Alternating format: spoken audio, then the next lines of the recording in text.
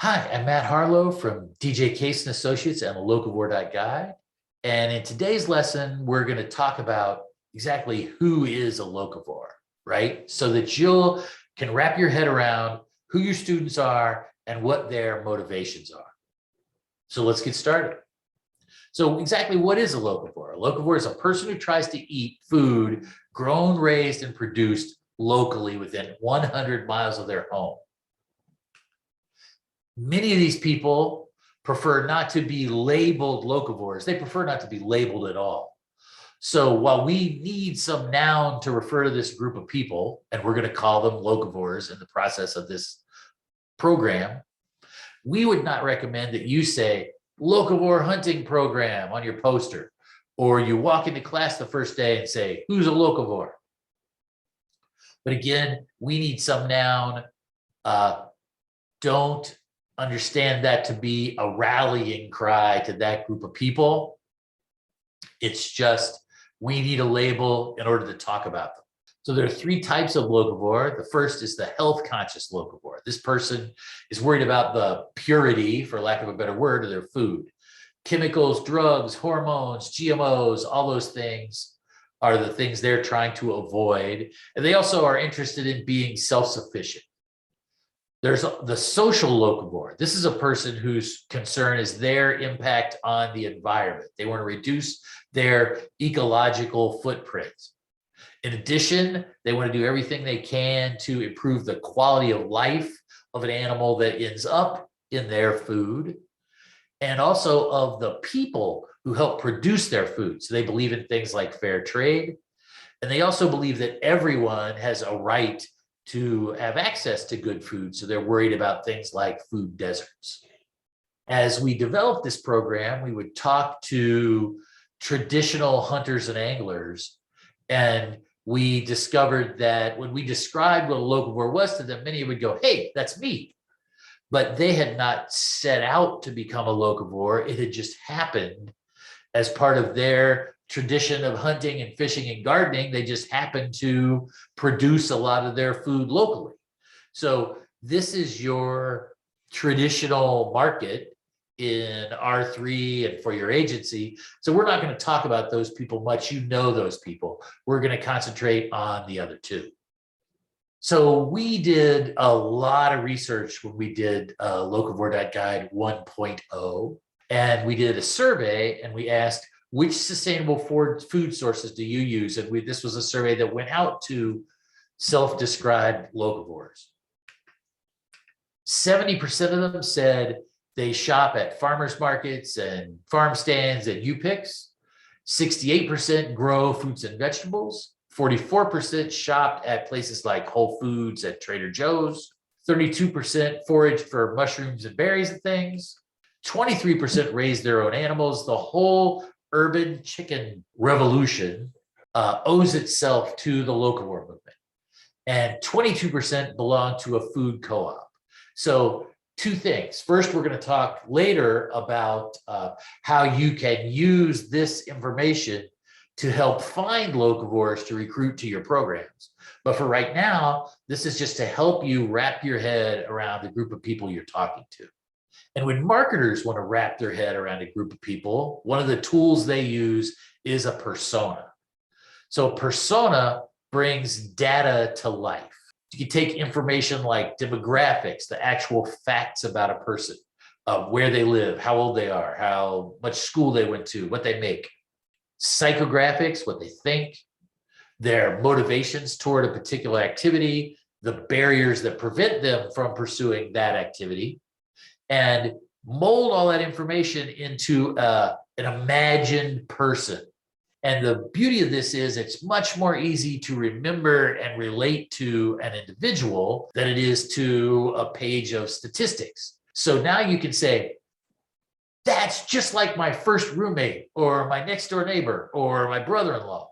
And you can start to relate to this fictitious individual as if they were real. And it's much easier for you to use that as a way to conceive of the people you're trying to talk to than, again, a list of statistics. So this is our first persona, Haley Healthfood. Haley's married. She has one child. There she is with her baby. She never really thought about food quality until she was pregnant. And then she thought about, everything I eat goes into the baby. Now she's at the opposite extreme. She makes her own organic baby food. She shops at 3 farmers markets and 2 farms to get the best meat and produce. She's smart, she's busy, she's concerned, and she's motivated. Obviously, you need to be really motivated to go to the kind of extra effort that it takes to be a locavore. This is Luke Locavore. Luke's married to Lucy. She's a locavore too. It's much easier to be a locavore or vegetarian or any sort of diet niche if your spouse is as well. Their daughter, Lark, she's away at Berkeley. He's a retired social worker in a big city. He found locavorism as he was the director of an urban garden. And the more he was around people that had this same set of beliefs, the more he started to believe, you know what, that makes a lot of sense.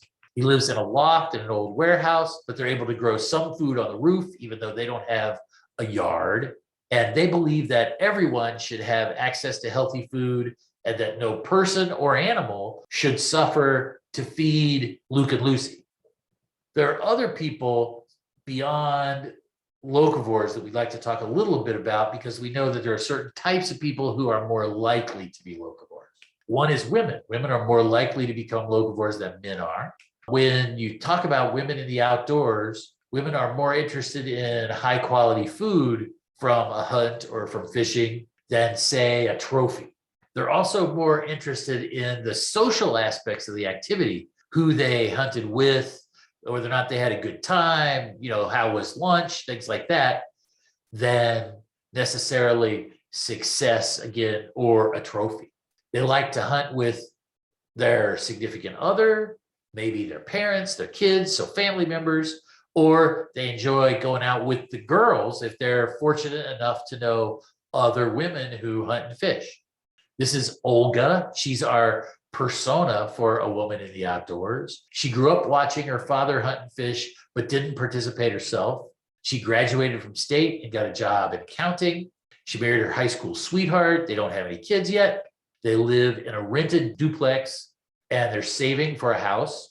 They started hunting to spend more time together, but she did not want to learn to hunt from her dad, her husband, for fear of being embarrassed in front of those guys. She wanted to learn from someone else, a stranger, who she could just walk away from at the end of anything embarrassing that went on. But despite all that, she's now a better shot than either her husband or her dad. So maybe it's them that's a little embarrassed. Millennials. Millennials are also much more likely to become locavores. Millennials are people born between 1980 and 2000. They are more likely to live in an urban environment. They're a more racially and ethnically diverse generation than any generation before them. They're a more educated generation than any generation before them. They believe in social and environmental issues. Authenticity is real important to them. You need to be straight, forward, and honest when you're dealing with a room full of millennials. Quality is important, less is more. So whether that means owning fewer things or fewer things that are more important to you, it's about the quality of those things or those experiences more than it is about the quantity. They value and almost collect experiences. So different types of hunting, different types of fishing, different outdoor activities could be experiences that they just want to have for the sheer joy of it. This is Miller and Miley. They're a couple of millennials, literally. They met at Boston College. They started dating while she finished her PhD. They live in an apartment above his parents' garage while they try and pay off their student loans. Hunting can be expensive, especially if you're taking it up from a no outdoor experience perspective where you have to buy everything from your boots to your gun. So you might want to think about that when you're aiming at a group of people who are more educated than anyone before, in a time when education became really expensive, and they could be concerned about money, and that might be a barrier to them. They love to shop at farmers markets and cook together on the weekends. So they've taken dinner, right? Making and eating dinner, which could be done in an hour, and stretched it out into a day-long experience that starts with having a croissant at the farmer's market, gathering up different things to cook, going home, cooking a big elaborate meal, eating it, maybe with some friends.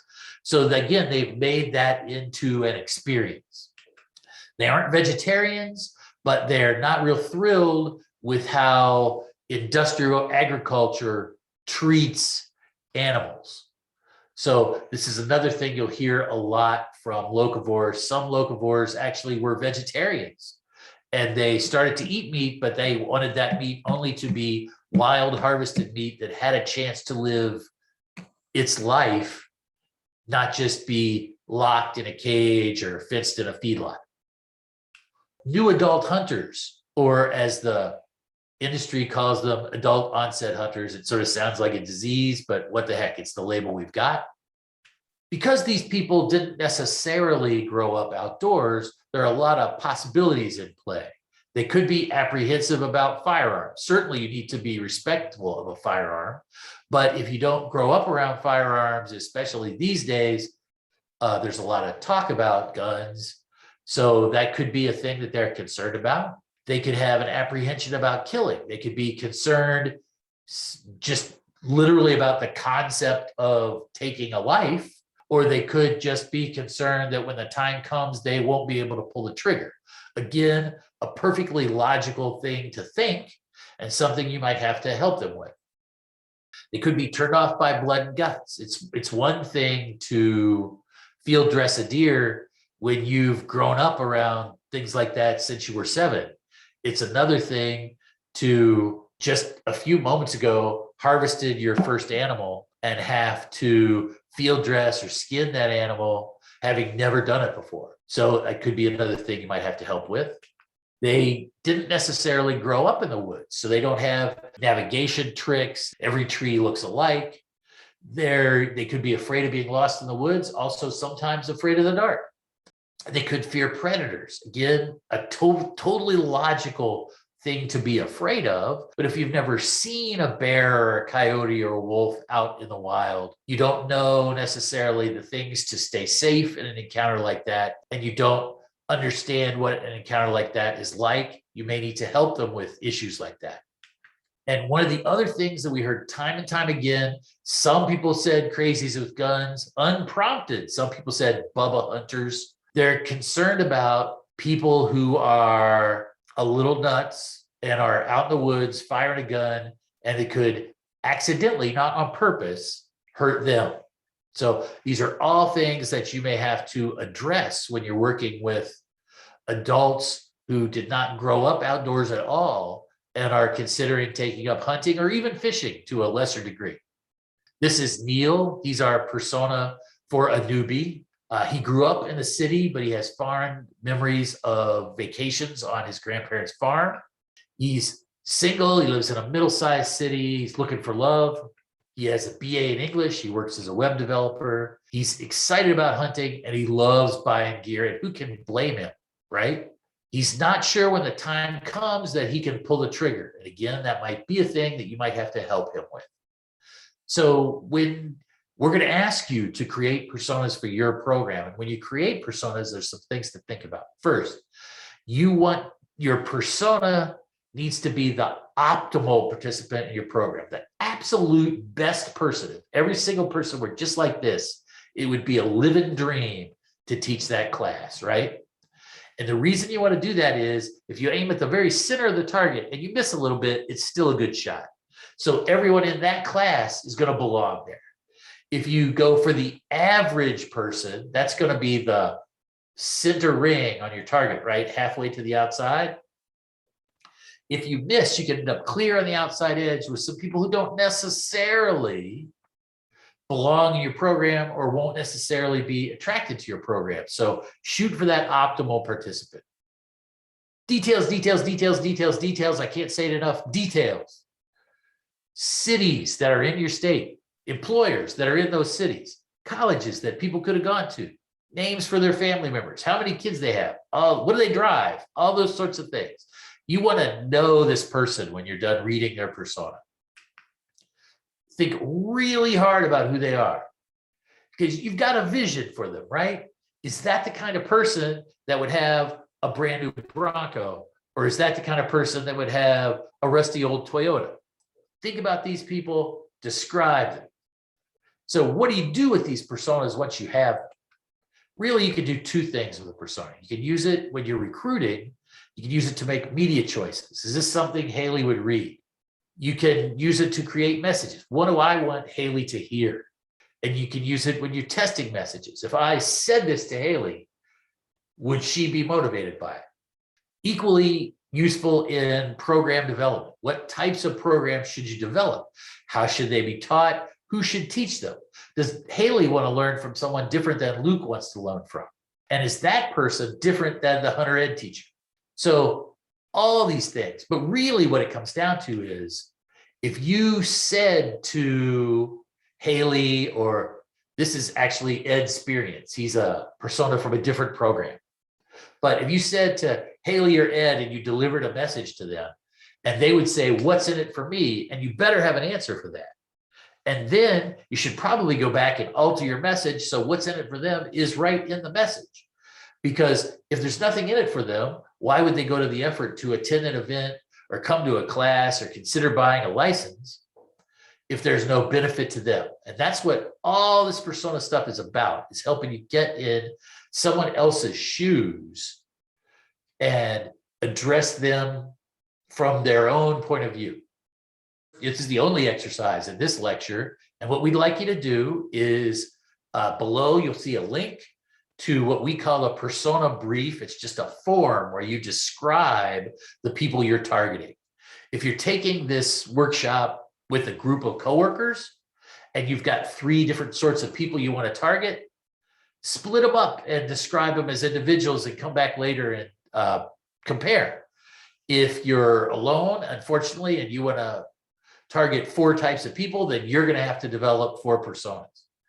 Use the names of local towns and businesses and colleges. Think about how old they are, their ethnicity, their education, their familiarity with the outdoors. Add pictures. How much more real are Haley and Luke to you because you saw them on the screen? Eventually, you're going to create full personas for everyone in your audience. But for now, let's just get together and fill the form out. That's it for today. Please do that exercise. It'll make moving forward so much easier. Thank you for your time, and I'll see you in the next lesson.